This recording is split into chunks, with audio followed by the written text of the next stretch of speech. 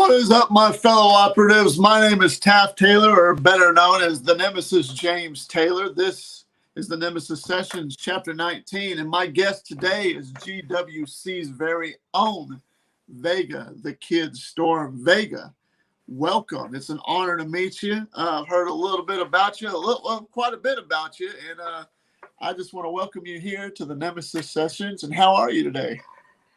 Hey man, thank you for having me on today. I'm great, man. Having a great day. Very long, exhausting day, but man, I'm happy to be here. Thank you for having me. Yeah, no problem. Definitely. Yeah, we all got to work the grind. We're all doing everything that we've got to do, and that just comes without saying. You know? I'm sorry, I'm just now getting to you too. I'm a busy man as well. I mean, we got to survive, right? Exactly. So. Let's go ahead and kick things off. And I'm going to start off. I like to ask everybody this, but it's no disrespect. It's who is Vega the Kid Storm? Who is Vega the Kid Storm? Vega the Kid Storm is the man with the heart of a warrior. Okay. He's been down. He's been out. He's bled. He has been through the ringer. He has faced countless and countless and countless of people in that ring, and yet win or lose, draw, doesn't matter how the outcome happens or what happens in the outcome. I will always fight until I take my last breath, because I have the heart of a warrior and I never back down from anyone or anything. That's what I'm talking about. That's really good. Kind of reminds me of myself. I'm not really a face. I'm not really a heel. I'm more of the in-between anti-authority type figure. Neutral. I get my comparisons, to Stone Cold, but it's also if you mix Stone Cold and Triple H. But this ain't about me. This is about you. So I can feel where you're coming from as far as the never give up type die attitude. How long have you been backyard wrestling, and when did you get into it? I've been backyard wrestling now for about 4 years, going on 4 years. Going on 4 years actually. Yeah. When I first got into it, I remember my very first match. It was Edge versus John Cena. Oh, okay. For the WWE Championship. That's when you first started watching wrestling? Mm-hmm. I was with my grandfather. My grandfather was like my inspiration to watch wrestling. Nice. Sadly, he passed away. And so wrestling was like the only thing that I had that was still kind of drawn to him. So every time I stepped in the ring, I would always stick with him before every match. That's respectable. That's how it was for my mother. I know that she loved it, and she actually got me into it by putting it on in front of me when I was 3 years old. Everybody's like, "How old are you, James?" I'm as old as WrestleMania. So exactly. The latest WrestleMania, that's my age. Exactly. Yeah, pay-per-views, all that stuff. Like we would, like my brother and I and him, we would just sit back Sunday nights, pay-per-views on school nights, and we would watch the entire pay-per-view. Wake up in the morning tired. We would go to school, and we would just talk about what happened at WrestleMania or what happened at Elimination Chamber or whatever event that was happening that Sunday. That's what we would talk about, and it happened every Sunday night. Dang. And those were some of the greatest nights, especially during the Attitude Era for me. Me and my buddies would watch it every single pay-per-view. I remember I had a buddy that was a big Undertaker fan, and I was a big Stone Cold fan. Right. He came over during Fully Loaded 1999. That was the July pay-per-view right before SummerSlam, and it was the end of an era match. And he's like, "Undertaker's going to beat Austin. Undertaker's going to beat Austin." And I'm like, Austin's going to beat the hell out of Undertaker. And man, he goes, "Nope, Undertaker's got it." And we were just it was just good times, man. Raising hell, having fun. Yeah, those were the days. So, you kind of answered that one of the other questions I had is, who is Vega Storm, clearly, and you kind of went into it. Your first match, when was your first match, and what was it like to you? What was your feeling and everything right there? Okay, so my very first match was like, it wasn't recorded, but it was a practice match. And the feeling was, I showed up to the backyard not knowing what to expect. I'm thinking, what if I don't what if I don't do right? You know what I'm saying? I'm not going to be able to make the cut like the football team. You know, you got to do right. You got to make the plays. You got to be number one in the coach's eyes. Well, the general manager at the time, Mr. Hardcore, awesome guy. Yep. I looked at him. I was like just talking to him. I was like starting my words. I was like, sweating a little bit. He was like, "You all right?" I was like, I just want to wrestle, man. But I'm nervous. I might mess up, but I want to be here. He was like, "Hey, this isn't football. Just go out there and wrestle. Have a good time." Right. So I got there, did the practice match. The same exact day, had my very first match against Trey Thorne. Butterflies in my stomach. Didn't know what to expect. Yep. Super kick city. Like, oh, man. in my eyes, I felt like the match could have been better. But that's when I first started out because I didn't know too much. All I knew was super kick, punch, punch, punch, super kick, DDT, DDT, super kick, and some other moves. Wow. So it was like a lot of stuff that was going through my head. Now that I go back and look at that match, I'm like, that match was horrible. It was horrible. I wish I could have done better back then, but I didn't know too much then. But now it's a different story. You've done nothing. I could tell you from my own personal experience, what you just said, I would tell you that you got nothing to be ashamed of in your first match. Right. If you're a student of the game, the only way you get better is going back and watching yourself. And I would for hours after every recording, I'd go back and I'd watch my match. I'd watch the show and see what I did wrong, what I liked that I did, and critique myself and say, okay, in the next match, I'm going to try this. Right. And I would do it every single time for years. And that's just how I got to where I am at. I still do it to myself today. If you do that, do you do that? Do you go back and watch yourself and say, okay, next time I'll try this? Yeah, actually, because once again, Mr. Hardcore, I approached him one day and I talked to him. We were sitting there talking pretty much for hours about what I can do, what I can't do. Things just kind of critique me. And he was like, one thing that you can do to get better, study. Go back and don't just look at WWE wrestling. Go look at other wrestling federations. Go look at New Japan. Go look at our generation. Go look at GWC wrestlers. Go see what they do, and just study, and you'll come up with new things. And as time progressed, I got better. I got better. I got better. In his eyes, I got better, and he pushed me to be that wrestler that I've always wanted to be. Yeah, I'm not professional. And I'm not indie, but backyard is my life. And if I want to get out there and I want to show GWC fans, like, hey, guys, tune in to watch GWC today, I will have to give them a reason to tune in and give them a show to watch. Yeah. So it was because of him. Like, hey, go back and watch this. Hey, you did this earlier. Try not to do this, but do this next time. He pretty much was like my teacher, like my sensei, and like the backyard, if that makes sense. Yes, it does. It definitely does. See, I mean, my first match was on a trampoline, but I was 16 years old. I was actually 15 years old, and the very first match was like a practice dart match without it being recorded because it took to my 16th birthday where I asked my dad for a video camera for my birthday. That's all I wanted. He's like, you don't want like a go-kart, you don't want like a game system or something. Like, exactly. No, I want a video camera.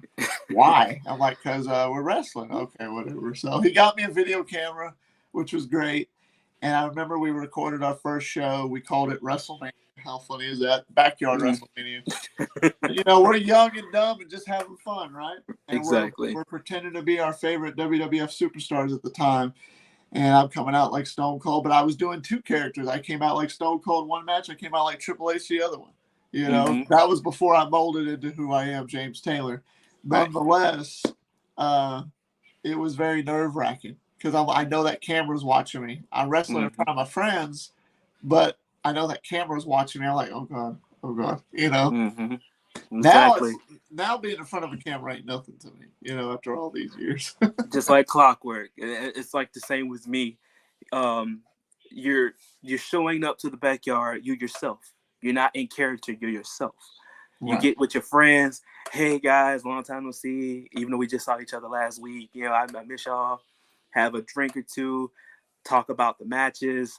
As soon as we get in that ring, and as soon as that camera rolls, and as soon as that bell rings, Mm-hmm. we're complete different people. And it's like you can tell we despise each other. When we get in that ring, we despise each other, especially if it's like a rivalry going on. We Mm-hmm. despise each other. But off camera, we sit there and we laugh. Bro, you kicked me in my jaw real hard, man. All We just like right. we laugh about it. You dropped me on my head. I'm so sorry, man. You know, we I share a love laugh about it and we go back and rewatch it. But it. that's like, I think that's what brought us together. Not the wrestling concepts, but having a laugh and having friends to do Mhm. things like this with. Yeah, and it's almost like another family in a sort of way, you know. Exactly. You build that trust because I mean you're trusted your dance partner to take care of you. You want to put on that, you know, just like wrestling. You want to put on that stage. I hate this guy, but I'm trusting him with my life, not to make Mm-hmm. you know hurt me real bad. Exactly.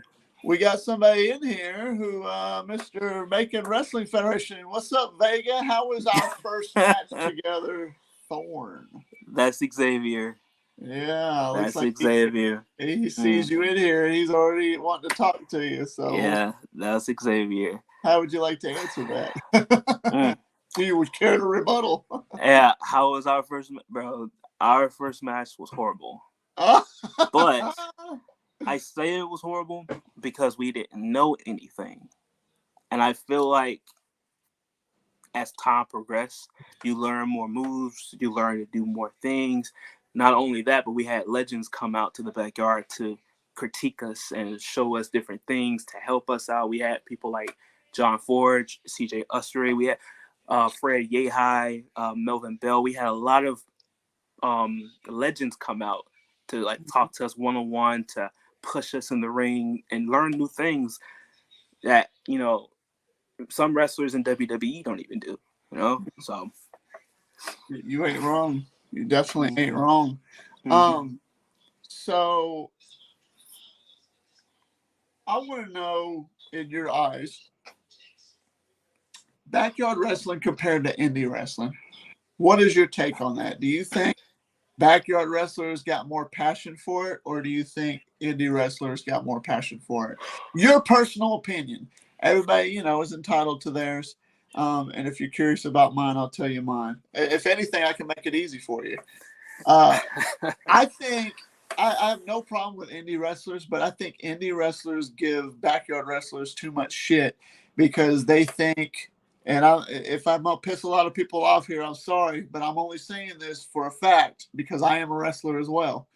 An indie wrestler gets trained and they pay for their training. Mm-hmm. Respectable, understandable. So why is it that you indie wrestlers, I'm calling you out here, why do you think that y'all are more entitled and more professional and got more heart for it than a guy who's a backyard wrestler? Because we didn't pay for any training. If anything, we are self-taught. Mm-hmm. And we Yeah. put all of our love and passion into it and perform for the sake of just being that diehard of a fan. That's me. How about you, Mr. Vega? You pretty much took the words out of my mouth. Like you said, not to shit on the indie scene. I know a lot of people in the indie scene that grew up from the backyard. Yeah. However, backyard versus indie. Okay, let's just say GWC's backyard, and you have a indie fed. GWC has been going on for a very, very long time. Yeah. And we have a lot of fans. We have a lot of support. The energy, I think that's one word that I can use to describe backyard. The energy that you get when you step in that ring, not knowing how to wrestle for the first time, because you have to, like you said, self-teach yourself. You step in that ring for the very first time. You're sweating. You got bubble guts. You don't know what to do. You're staring across the ring at your opponent. Y'all only talked about the match for just a little time. Right. But you're staring across the ring from your opponent, and you don't know what they're thinking. They're probably going through the same thing you're going through, you know? Mm-hmm. Or they're thinking, okay, we got this. But in your head, I don't know what to do. But there's that energy that you have in backyard where anything can happen, because mistakes happen. But sometimes mistakes are a beautiful thing. Exactly. Mistakes could create one hell of a match. And you might say, oh man, I messed up right here. One mistake to the fans, like, whoa, he actually kicked the guy's jaw in.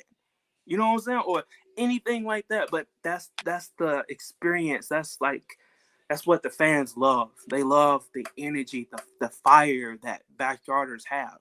Indie scene, like I said, not to show on indie scene, but you're really just stepping in the ring to get paid. I know. And it's like WWE in a way, but you're kind of less professional. Yeah, you go and get classes, but you're less professional with it. But you're only really just stepping in the ring to get a paycheck. Backyarders, not so much. We step in the ring for free. I mean, it takes a lot of money to go into the backyard. Now, don't get me wrong, especially with indie, but we step in the ring for free. We're putting our lives on the line for free. We do that because we love it, and we just wanna definitely go with that. Your answer, this is from Xavier. Your answer was different from mine because I think we did Epic Bro, but just know there will be a Thorn versus Storm 3 or 4. Oh, I don't know. Well, you don't know? I don't know, man. You gotta get on my level. I don't know. Oh man, I don't know. You gotta get on his level. I don't know. Creepy Leech coming in here. Any wrestlers are more respected on the wrestling totem pole because the average fan isn't going to say Joe's backyard is a place where you will see stars. Yeah, I know, Creepy Leech. I wouldn't say that, because you have a lot of stars in WWE start out as backyard wrestling. And a lot of backyard wrestlers deserve the same amount of respect as indie wrestlers because, like I said, we put our bodies on the line for free. Mm-hmm. So I can break my neck. Somebody can drop me on my head and I break my neck. I have to go and pay that out of pocket myself. Yeah, you can do the same thing in indie, but it's just not the same feeling as it is in the backyard. You wouldn't get that same feeling that you would indie in the backyard. Backyard is just, I really don't know how to explain it, man. Like, I know. It gives you goosebumps just thinking about it. Like, backyard wrestling, anything can happen. Anything and everything can and will happen. It's backyard wrestling. In your mind, backyard wrestling is extreme wrestling because it's backyard. Anything can happen. So I think because of the old days of backyard wrestling, I feel like I'm part of that old school mentality of the backyard scene where it was like super hardcore. But yeah, I did some of that stupid super hardcore. But on the trampoline part, I wanted it just like my favorite match types have always been just a straight one-on-one contest, not super hardcore. Now, don't get me wrong. I can bring a street fight. I know how to deal with weapons. But if you want to see my true demeanor, it's doing a straight one-on-one match. And I think in today's system in backyard wrestling, tell me if I'm wrong because you're more in it today than I am. It's more about being competitive instead of just getting a trash can and hitting somebody upside the head with it. Am I not right? I mean, I watched one of your matches recently, and you were doing headlocks, you were doing, takeovers and stuff, you were doing shoulder tackles. The old backyard wrestling didn't do that, but the new school backyard wrestling does. Yeah, I would say it's competitive. But if okay, how do I say this? It's competitive, but to like a certain degree, because The guys in GWC, there's no ego. There's nothing like there's no chip on anybody's shoulder. You win, you win. You lose. But at the end of the day, the match quality is what's important. At the end of the day, I don't care if I lose my title to somebody that I despise. You know what I'm saying? At the end of the day, the match quality is what the fans are wanting to see. So it is kind of competitive, but at the end of the day, like I said, match quality, because nobody has a chip on their shoulder. The one guy that I can tell you now that I will wrestle any day, any time of day, the Black Mamba, Cliff Bacham, that guy will wrestle his heart out. He is the toughest wrestler we have now in GWC Intensity. Cliff Bacham will take you to your limit. And I don't say that just to say that. I'm talking about his pain tolerance is sky high. He had to teach me how he said it, take it like medicine. Yeah. Take it, make a face, and push it out the way, and just keep going. He is the toughest wrestler that we have out there today. And I've seen that you had a last man standing match with him a while back. About a year ago. Talk to us about that match. Was that your first time ever doing a big old last man standing match? No, it wasn't my first time, but was that your first time facing him though? No, it wasn't my first time facing him either. So the storyline we had kind of made up. I was John Cena, and he was Brock Lesnar. Right. And I had like a mixed martial arts background, but he has a more experienced background than I do. So he was able to like deal more pain, deal more damage than I was. But that match was to prove to him and prove to Default Stable 24 and everybody else in the backyard that, hey, you can bring your most deadliest opponent out to me. Win, lose, or draw, I am going to fight until I take my last breath. But the one thing that I was mainly trying to do, doesn't matter if it was trying to win, doesn't matter if I was losing, the one thing I tried to do was get that man's respect, and I got it. Yeah, and I see right here, he's like definitely dishing out some punishment on you. This guy is, I would say, just already, and you don't see a lot of this in backyard wrestling, and I do this myself, actually, technical. He's doing some technical wrestling with you. He's working the arms. He's working them legs. Because like I said, he also watches New Japan. So he is very hands-on. He does not hold back at his punches because if you take a bump, taking a bump is like you're like in the air for a minute and then you land with a big crash. You're going to feel it. There's no padding to protect you. There's no cloud underneath you to protect you. Once you take that bump, you're going to take that bump. You're going to feel it. You're not going to just walk into the ring, have a match, and then walk out like nothing's wrong. You're going to be sore in the morning. Yes. Everybody does. But that man taught me one thing. You take the pain, you eat it up, you spit it out, and you keep going. That match was pretty much to prove that I can take that pain. There it is. So, did you happen to, out of curiosity, let me lead to a question, and just because that's curiosity, we've only really met in person today. I got to talk to you a little bit before the show, and I've done a little bit of my research on you and watching you, and I'm watching like pieces of this right now while we talk. Did you watch any of my matches? And if so, what is your and you trust me, you're not gonna hurt my feelings. What's your honest opinion of James Taylor? A little bit of what you've seen. My honest opinion. Of anything. I'd say my honest opinion. You could be in GWC. You could last in GWC, but your group against GWC.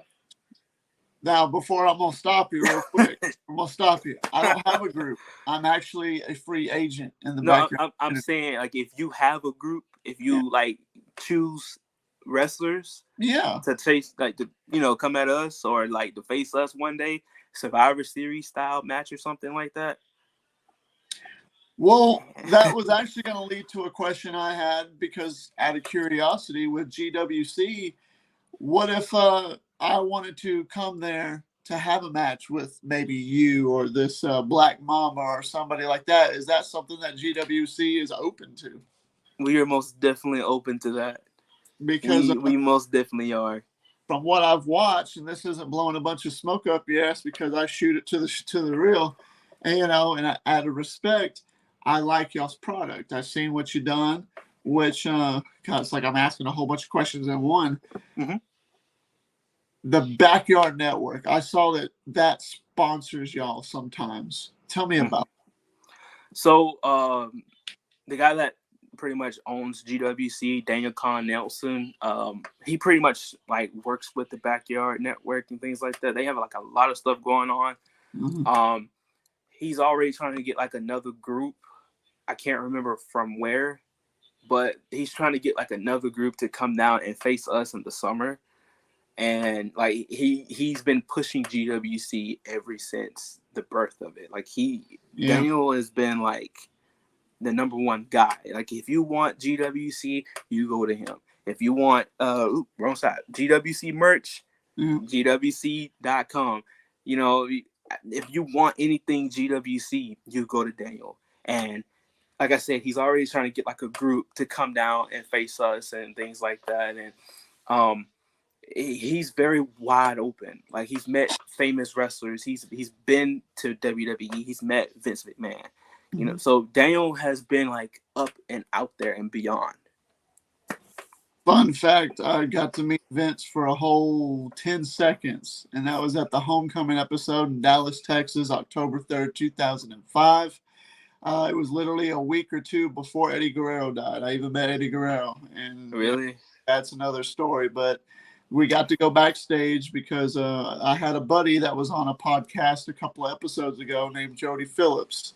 He was actually part of the Make-A-Wish Foundation, and he's got sickle cell anemia. And I'm actually going to have him on the podcast again here in the next couple of weeks, doing a big tribute show for him.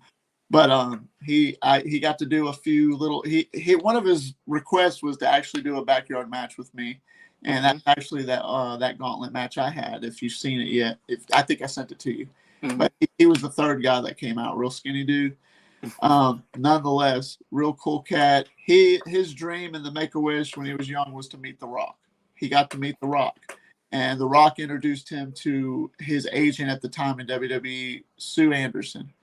And Sue is kind of like a mother to him. And every time the WWE comes to Texas, or now it's just anytime Jody wants to go to a show, he just calls her and she hooks him up with tickets.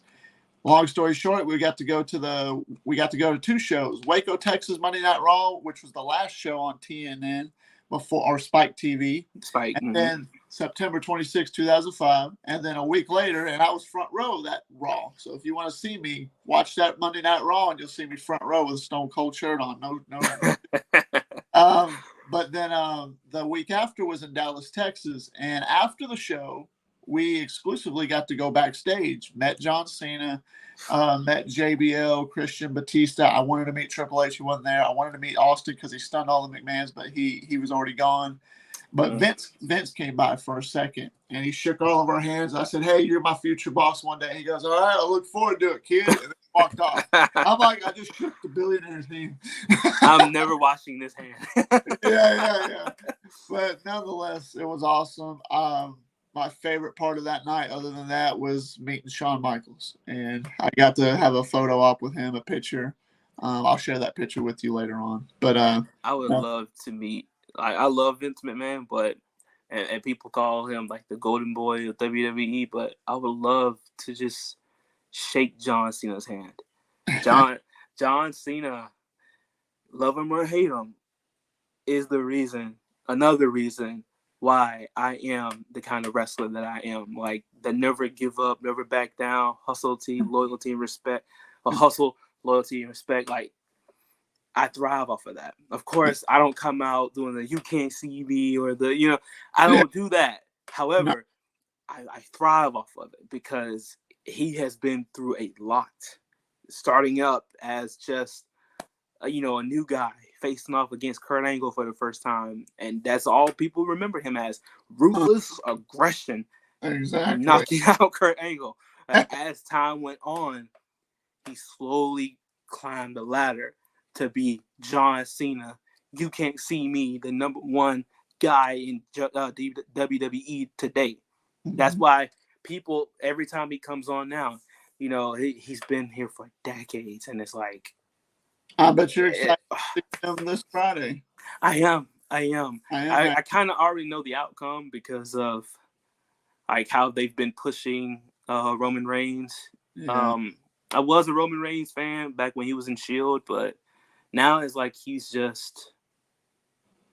pushed to be undefeated, and I think I know where you're going with it. He's like, if you watch anime, he's like Goku. Yeah. It's like, come on now. I'm all right. I've had my fill of it. You get exactly. I saw a meme on Instagram the other day. It said, if Roman wins at WrestleMania 39, we'll riot. Because, like, you said this too. The one person that I can actually see him losing to is the real head of the table, The Rock. Yeah. I can see that. However, Rock right now, man, The Rock in his prime, maybe. Yeah. But I thought they were going to give it to John Cena. But of course, they're like putting all these people out here. You know, he went up against Edge. He went up against Kevin Owens. I love Kevin Owens. You know, I wouldn't even be surprised if Sami Zayn turns on him and they put him up against Sami. I wouldn't even be surprised at this point because Sammy's turning his own. He's becoming a very funny. It's not really like serious guy to where, you know, he's threatening. It's just he's very entertaining. And you can get over in this business by being entertaining. Yeah. When I saw him in that suit, I was like, he's being serious now. Okay. He's being real Uzi right now. Exactly. I have to do a special little thing real quick. It's kind of like a advertisement. So we're going to pause for like 1 minute, and it's like an advertisement. I'm doing my own self-advertisement because of a personal situation that I'm going on. So bear with me for 1 minute. And ladies and gentlemen, let's watch. Some people know, you know, I'm obviously a big wrestling fan, but in my personal life, which I never bring to the table, going through a situation right now with my wife where I have her on a GoFundMe. And on the GoFundMe link, I'll put a link to it in the description below of this podcast, but it is on my TikTok. Currently, she is out of medical insurance, and we are trying to raise $900. We got 155 raised so far, so thank you also to the few donators that have donated over the past 24 hours. I want to thank you for that. Big shout out to these guys. But yeah, my name is James. I'm doing a fundraiser for her. I am in between jobs, so my insurance had run out. We renewed the insurance, long story short, 2 weeks ago, but because I missed open enrollment basically would mean if I hit it on time, then the insurance would start January 1 and we would be fine. But because I missed open enrollment and paid for her insurance, which is $244.53, it renews February 1st. Now you're probably like, well, what's this have to do with anything? Well, she is insulin resistant. In this picture right here, this picture was 3 years ago. She had a colon surgery, emergency colon surgery, because she had it knotted up and it was basically stopped up, and she ran 103-degree fever for almost 24 hours. It was a life-threatening surgery, and she got 13 inches of her colon removed. When they removed it, everything was fine. She spent about 5 days in the hospital, finally recovered. But since the surgery, she became insulin resistant, and she also developed the disease called Hashimoto's disease. Hashimoto's disease is a disease that means your immune system is weaker than normal people like you and me. Our immune system, we can attack like a cold. So say you get a cold, you got a runny nose, stuffed up, whatever. If she gets it, she can turn it into the flu. So you can only imagine what COVID is like. Thankfully, though, she's got O negative blood, so COVID actually has no effect on her. that is a God's blessing right there. Not to get religious with anybody. Almost done with this, but where it's getting at is she is insulin resistant. She's on metformin and thyroid medication, levothyroxine, and all that's no problem. But the doctor 2 months ago just prescribed her on the new drug called Manjaro. Manjaro is for people with type 2 diabetes and or insulin resistant, which is exactly what Tasha is. And the medication with insurance and a coupon for Manjaro is actually only $25, but without insurance, it is almost $1,700. With a coupon that I got from the Good RX app, however, it brings it down to a total of $944. I just found out, and it is very hard to get a hold of. So bills aren't really a problem, but we're kind of like at a standstill where we've got no other way to get money. I'm selling some collectibles and whatnot, but that's why I did the GoFundMe, and we have had a few people here. Nonetheless, I wanted to put that out there, share it with y'all. Thank you for the time with that. And now we will get back to this. So, but yeah, if you have any questions, feel free to ask. Anybody want to ask any questions, you could DM me. My DMs are open. Vega, I apologize. Now that the advertisement's over, I wanted to get back with this. So the BYN and GWC. When did GWC start? You have to apologize, man. I understand. Okay. GWC started back in 1998. That's awesome. That's longest running episodes. Like GWC has been going on for a very long time, and ground, trampoline, and ring, like you name it. I mean, like if you go back in the GWC history books, I mean, they've had Nintendo Wars, they've had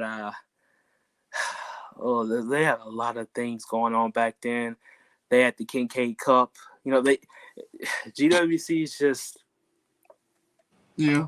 how you say it, the playground for the playground for fans who love wrestling. Nice. You can go and you can be whoever you want to be, do what you want to do, and have fun, as long as you don't kill yourself. But yeah. And it's fun. Right. Y'all are here to entertain. That's cool. Right. I started back in it was middle of 99, and I had a company in Texas, and when I got videotapes, I still got to get my converter to convert the rest of them, but it was called TWF, Texas Wrestling Federation. It was actually Teen Wrestling Federation because we were teens, but as we were getting older, we're like, well, we're not going to be teens forever, so we changed it to Texas Wrestling Federation. Right. So that lasted till about 2006, and then we all kind of went our own separate ways and whatnot, but there it is. Mm-hmm. So I've been wrestling as long as GWC's been around. I was 14 when I started. Yeah, it's been going a long time. Like I said, we have we have a lot of people. If some of those guys didn't leave to go to do like indie, we've had people like Steve Justice. We've had Mr. Wright. We had Zero. Man, the list goes on and on. We had the Renegade Enforcer. We've had a list of people that have built GWC into what it is today. Not even just the people, the matches that those people had. Like Daniel said to me before, the amount of pain medicine that you would have to take, not trying to overdose, but you step in that ring, you're not going to walk away the same person you were the first time. You're going to be sore in the morning. You know, you're going to have some cuts and some bruises, but it was the thrill of it that mattered the most. Oh, yeah, definitely. So then that leads to, you talk about all that. I want to know since you started Backyard Wrestling, since you started GWC, have you only focused on GWC, or have you actually ventured out and kind of watched other backyard feds? And if so, are you other backyard feds or backyard wrestlers? And if so, who? I never really I ventured out, but I didn't really just venture out to like watch the product. I only ventured out to see like learn new moves and things like that. Right. But my favorite backyard wrestler would have to be Fred Yehi. Okay. Of course, he's moved up to the big leagues, but Fred Yehi, he will never turn down an opportunity to come back to GWC to have a match. Like, Fred is a really great guy. I met him in person, had an opportunity to talk to him and understand his looks and his values on GWC and where he started, and from where he started to where he is today, how much effort it took. And he's he was reminiscing. You can just tell by the look of his face. He was reminiscing, like he just missed those days. He really missed those days. My second favorite, Mr. Hardcore. Mr. Hardcore, the demon of all demons. He, like I said, either in character or out of character, you're talking to him, and it's like you're talking to two different people. Mm-hmm. And talking to him, like I said, he pushed me to be the wrestler that I am today. However, he did it in his way. It's not like he was just sitting there talking to me. No, he put me through matches. He put me through a gauntlet match where he said, and I quote, "If you survive this gauntlet match, then I will put you in the ring against me for the GWC championship." That was a challenge I didn't turn down, of course. There you go. I accepted the challenge, and right after the match, I look up and I see this man walk into the ring, and he hits me with the biggest heel bomb ever, pretty much saying, "You won the match, but I didn't tell you exactly when we were going to have our match if you won said match."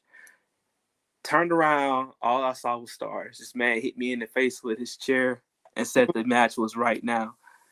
I never had a chance. I never had a chance. But that was the motivation that I needed to go and be the best that I can be. Like, this man pushed and pushed and pushed me to be a top face. Not just a baby face, but a top face in GWC. There you go, because you're fighting. I was fighting. I couldn't even stand up. Like, if you found that match, man, and go to the end, I could barely stand up. Not to mention, I already had a messed up arm. So I was tired. I was wheezing, and fighting with a messed up arm and fighting him, it's like I can't do anything. I can't kick out. I can't fight back. He threw me into the chair, into the turnbuckle. So was that probably in your eyes the toughest match of your life? The most hard hitting? The toughest match that I've had to go through was against Black Mamba.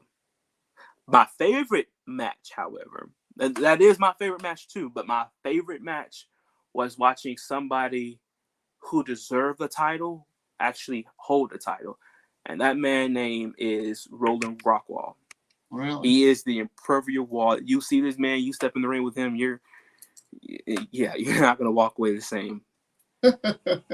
I sat there and I talked to the general manager, Mr. Hardcore. I asked him, "Who can I face?" Because I just won the title, so who can I face? He's like, "Go up against Rockwall." I was like, somebody else I can face. But he had a point. I haven't faced him one-on-one. I called him out. He accepted the challenge. We got in the ring. He gave me his all, but at the end of the day, he hit me with one too many spears, and he's a big guy. Yeah. So he hit me with one too many spears, and man, yeah, it was over from there, wasn't it? It was over from there. I had bruised ribs. I think I was like mildly concussed for a minute. Lord, after one of the headbutts he gave me. So he had to pretty much carry me throughout the entire match. But it was one of those matches. But it was my favorite match because regardless if I won or not, he pushed me as well, knowing that my ribs are hurting. I can't hardly breathe. I'm still going to stand up. I'm going to put my hands up. I'm going to defend myself the best I can, and I'm going to go. And him being a heel, he mocked me, pushed me in my head. You know, he played with me. He gave me his best match as well. Dang. Well, there you go. Did you learn anything from it? Yeah, not to wrestle big guys. Yeah, no. I like wrestling big guys sometimes because I like to show my strength, you know, whenever Yeah. I get the chance. So, because you said that, there are other people that I faced as well. I can give a few. River Run Riot. River Run Riot is Rey Mysterio mixed with what's his name? I don't really know him that well. He has a tattoo on his chest. He's very flexible. I forgot his name. What company? WWE. Tattoo on his chest. Is he big? No, he's not a big guy. He's like very flexible. He likes to jump around, things like that. Ricochet. Ricochet. Yes, Ricochet. He's like Rey Mysterio with Ricochet mixed together. It's like whatever you throw at him, he's going to find a way to counter it. And he's going to find a way to overpower you. He may not be the biggest guy. He's definitely strong. He will find any kind of way to overpower you. And one of our matches we had, he hit me with the deadliest roundhouse kick I've ever had in my entire life. Really? And if it wasn't for the story that was taking place at that time, I would have been flat on my back. But I had to pretend like I ate it. Mm-hmm. It hurt. It hurt. He's another strong style type wrestler. You step in the ring with him, you're not gonna walk away from it. But we also have Cowboy J. Cowboy J was a newcomer. You step in the ring with him. He gave me one of my best matches as well too. I gained a little weight, but he was one of those reasons why I'm like I need to lose this weight. But he pushed me throughout the entire match. I watched that match. Yeah, you can tell I gained some weight, and there's like a lot of stress, a lot of life things going on at that time. But he pushed me, and he was like, regardless, I don't care if I win, I don't care if I lose. At the end of the day, we're both gonna look good in this ring. And stepping in the ring with him, I after the camera was like stop rolling, I stepped aside for a second. I started crying. I'm like, if I want to be in this company, I got to lose the weight. Because jumping from the top rope, it takes courage to get up there because it doesn't look too high until you get up there. Yeah. It takes courage, but he helped me push that courage. Then you got Jermaine Hardwick, the Future. This man has been wrestling longer than I have. He's one of the legends in the backyard, and yet he is still going. Jermaine is one of those guys, you say, Jermaine, let's get in the ring and go. All right. And he'll hit you with a smile. All right. And we'll just get in the ring. Nice.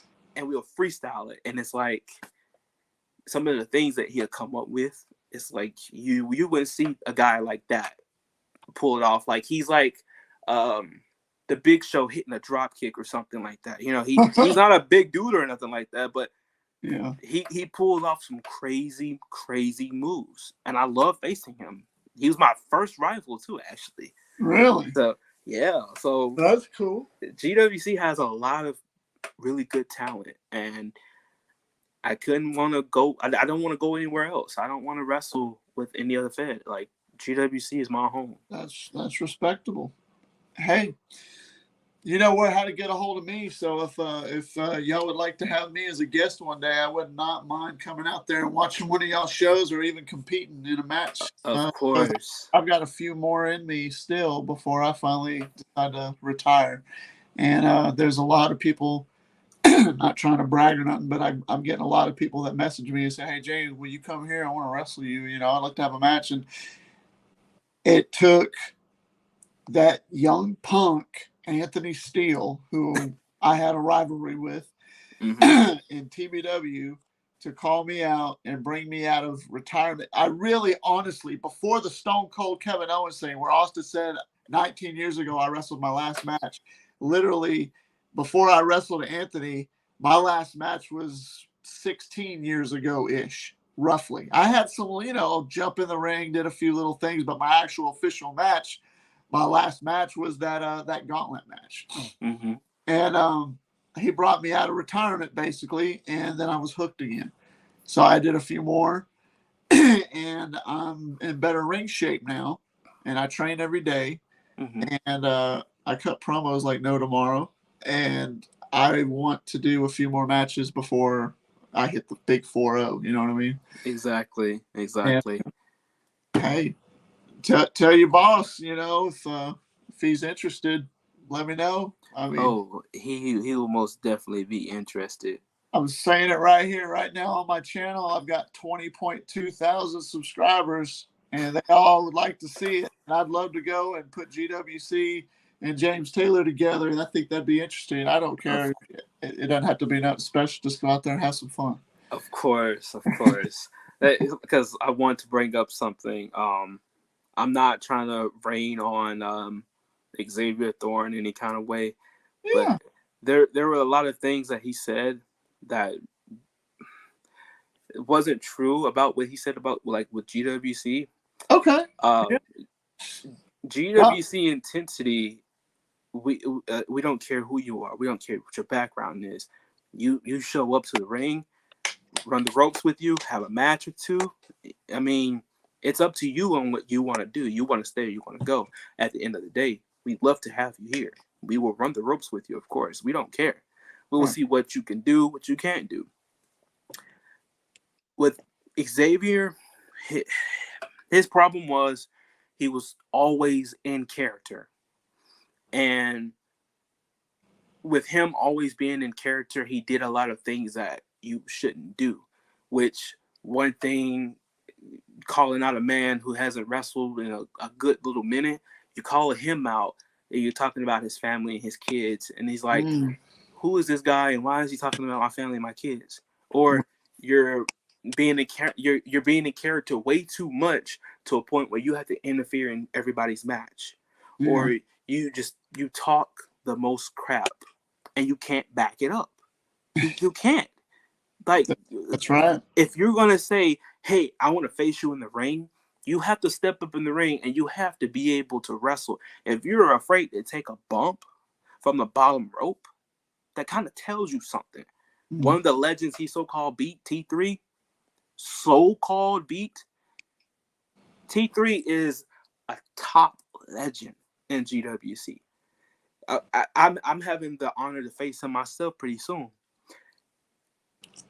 To sit here on not TV, on live, like on a live broadcast, and say that you've beaten a legend, like it was just y'all in the ring together and y'all was facing each other, and he just like laid down his shoulders 1, 2, 3. You asked him, hey, can I face you and can I win so I can brandish off my new title belt, which it wasn't even supposed to be on the camera. Oh, wow. T, being a nice guy, said, yeah, sure. I would love to see what you bring to the table. Let's go. He wasn't pleased. And you can tell at the end of the match, he sits there and he goes, he can tell by the look at his face, he was not pleased. To be able to step in the ring with a legend like that, you have to bring something to the table. You have to be able to take a bump, let alone take a bump from the bottom rope. The ripcord RKO. This man has so many different finishers, so many different theme songs, so many different names. You lose control of what's going on. My finisher is the RKO, but I call it Storm Warning, and I have a signature which is the F5. But I don't change anything. My theme song has always been my theme song. Finishers has always been my finisher. Signature always been my signature. He changes it. It's like his theme song. He changes it every other day. He'll change it, and it's like, okay, you're changing and you're changing and you're changing. But I digress. My thing is, don't sit here and brandish yourself as the top guy, saying that you held a title for something 100 days or whatever with no proof, because there are guys that have fought and hurt themselves and bled in GWC who have actually earned the titles that can actually brandish those off. You, my friend, you can't do that. And I've watched you wrestle in like these different backyard confederations, like Montgomery backyard wrestling. You should be honored that they allowed you to come to their backyard and wrestle with them. For you to say they're all right, dude, you don't even live up to GWC standards. So you can't talk about other backyard confederations when you're not living up to your own standard. We didn't kick you out. We all said we would train him. We would try to get him to that point on where we have classes, we have training sessions and things like that. To say, hey, we want to keep you here, but you got to learn to not be Xavier Thorne or Trey Thorne all the freaking time, especially off camera. Right. But he just didn't listen, and we got tired of it to a point where one day he dropped Jermaine, the Future Hardwick, on his head. He almost injured one of our other guys, River Run Riot. Ooh. He disrespects people's families. It's Man. like it was a headache for all of us to a point where we said we're not going to wrestle anymore because of him. Yeah. But we were able to take care of that situation, and he moved on to his own backyard confederation. Yeah. Like I said, it wasn't anything to shit on him or anything like that. He's always been a good friend of mine, but Right. I've tried to be a friend with him and push him to do better. But when you think that you're just better than everybody without showing any proof or any talent whatsoever, you make the company look bad. You make the match quality look horrible, especially if you're afraid to take a bump. If anything, you're giving him some constructive criticism so he can learn that. And that Exactly. I respect. I've had to do that, and that's another story. I know exactly what you mean, and I'm part of the thing. I'm pretty sure you've heard of eFeds and promo wrestling. I don't know if you've heard of promo wrestling. Basically, I actually run my own promo company called PWF, Promo Wrestling Federation, and I've had it for 3 years. We run it on TikTok and Discord. We set up matches, we cut promos on TikTok and do storylines, and then we bring the matches to life through the video game, my 2K22. And it's just something fun to do, but if anything, it teaches these guys who can't really wrestle at least to live in that moment, that character, and cut promos. Really fun. But there's a lot of similarities when it comes to that and what you just said, because I know exactly what you're saying because I've been in the backyard world and I know real wrestling. Exactly. There's a difference between being in character and out of character, and a lot of these young guys, they don't understand that. So you hit the nail right on the head. Speaking of which, this is your show now. Remember this, Vega. He just said Ryan Wright was the one who brought me into GWC. Hey, James, bring me in. I got something to say. Don't do it. Don't do it. Please do not do it. And so he says Ryan Wright brought him into GWC. This was when GWC was like in the building. They were like doing in the building type thing. Actually, Daniel Kahn Nelson brought him to GWC. But like I said, he brought me to GWC as well. And you would, like I said, from that first match all the way forward, you will see the climb and the decline. And it's like I said, you can't sit here and call yourself the best wrestler ever and not live up to it and not have any proof I can go and pull up so many different videos and matches where you're afraid to take bumps. Me, I will take a chair shot. I will take back shots. I mean, I will go through the ringer, but I'm not calling myself the very best wrestler in the world.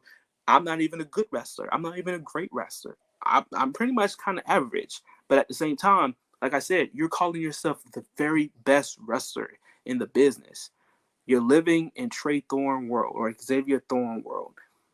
Wake up, man. If you want to be a great wrestler, you got to learn how to take pain and punishment. You're not the toughest guy. Uh-oh. I think we lost him for a second. Nonetheless, ladies and germs, there he is. He's back. Sorry, I got a call. Sorry. Oh, that's okay. That's okay. But like I said, it takes a lot to, like what Bret Hart said, in order to be the man, you got to beat the man. Ric Flair. Sorry. Yeah. In order to be the man, you have to beat the man. You gotta beat the man. And it's true. Like the toughest guy that I've had to face was the Black Mamba. And I will tell you, Black Mamba, he lives up to his hype. He lives up to his credit. He has a lot of fans in GWC, and this man will tell you straight up, he just steps in the ring and he just goes. Like, just facing this man, like I had to take some kind of pain medicine before I even step in the ring because I already know what's going to happen. Like he delivers what he says what he does, and he does what he says. He will bring you a match to remember. And like I said, my favorite match with him, but my very first match with him, I had to learn, like, yeah, he punched and he kicked and it hurt. Like, it hurts. So that's living up to the standard, Xavier.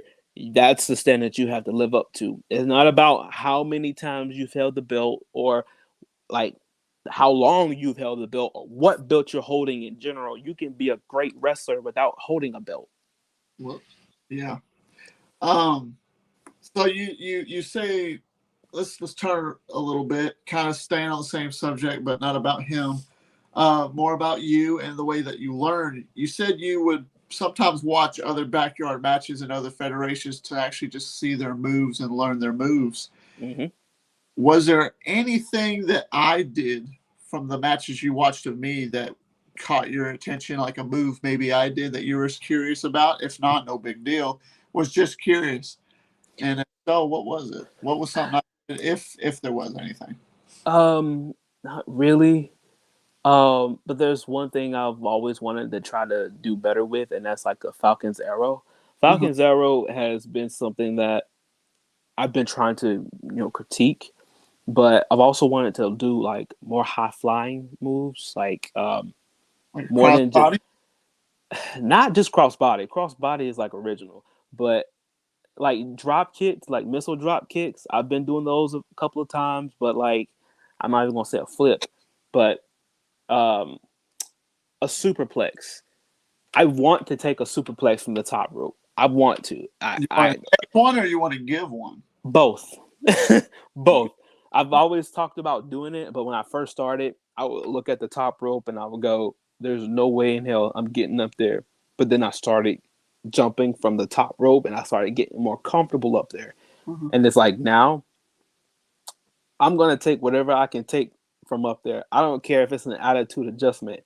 I'm going to hold my breath and just pray to God when I see the stars. I don't care. I'm going to take something from up there.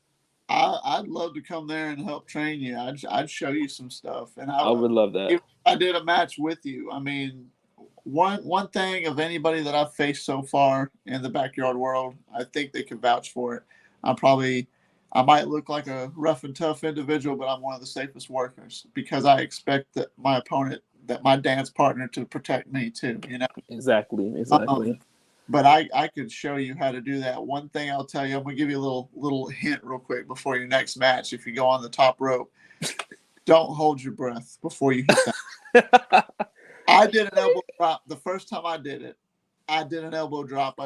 When I do my elbow drops, I rarely do them. But when I did do one, I do it like Shawn Michaels, right? I just love that elbow drop. But the first time I did it, right before impact, I held my breath. And I Yeah. hit it, and I was like, Yeah, gas, yeah. and I was told, don't hold your breath.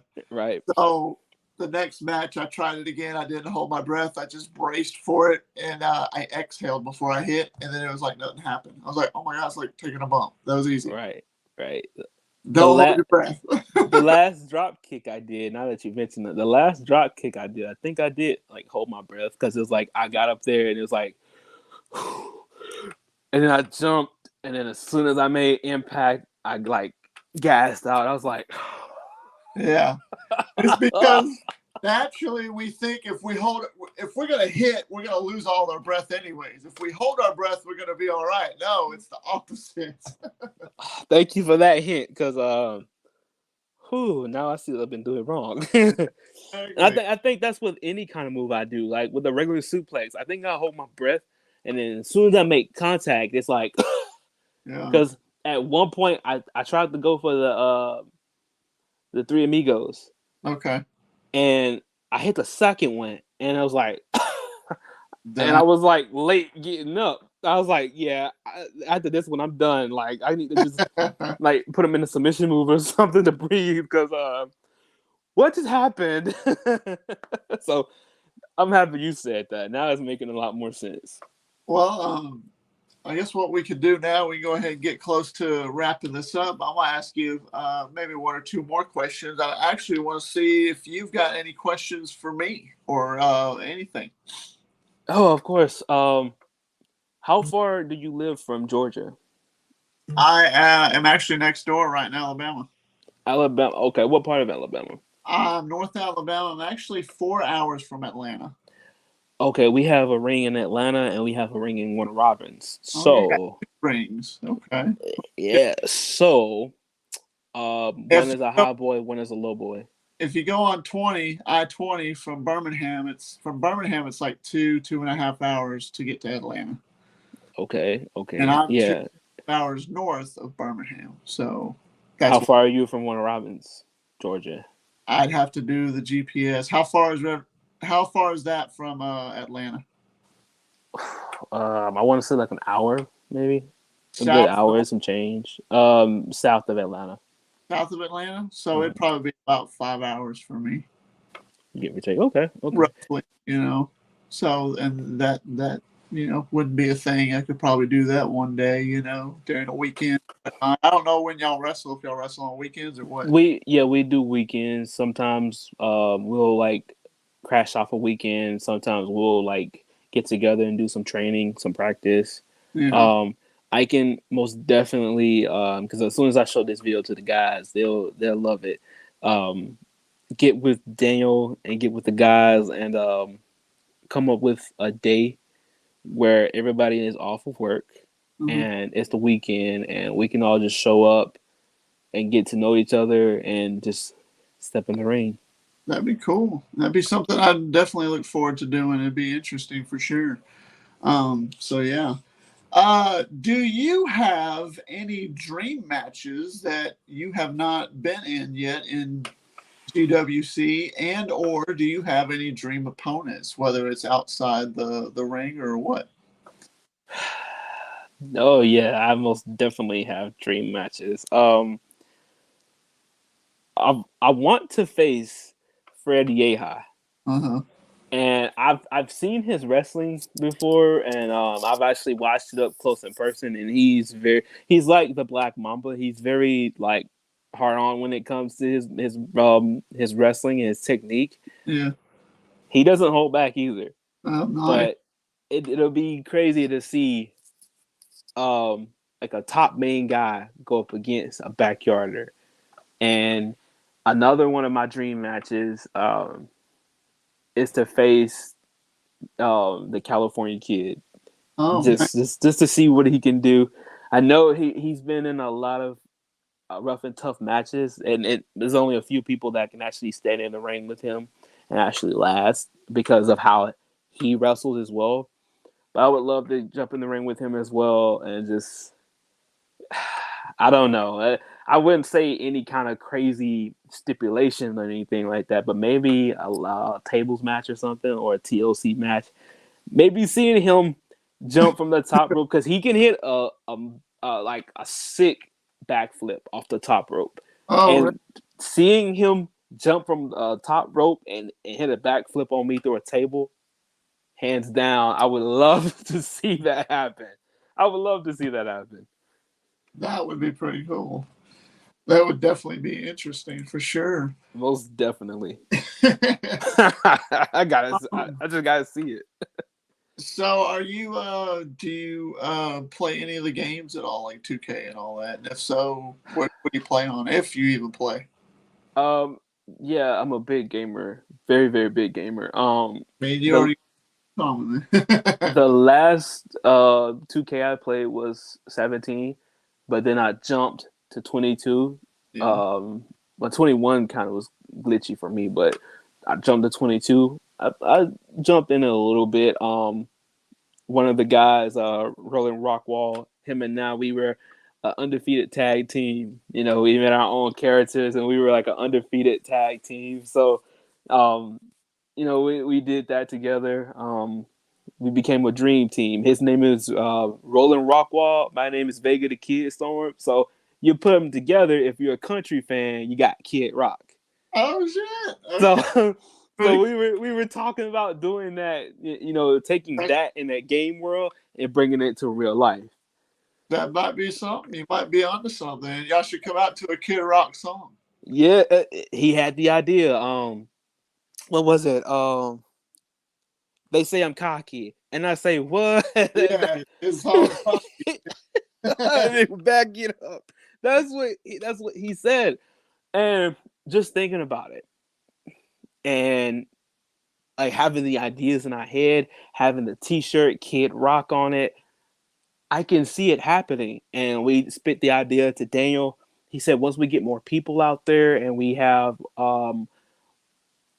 like a tag team division, we can most definitely do Kid Rock. That would be pretty cool. I'd come watch that. That'd be Yeah. awesome.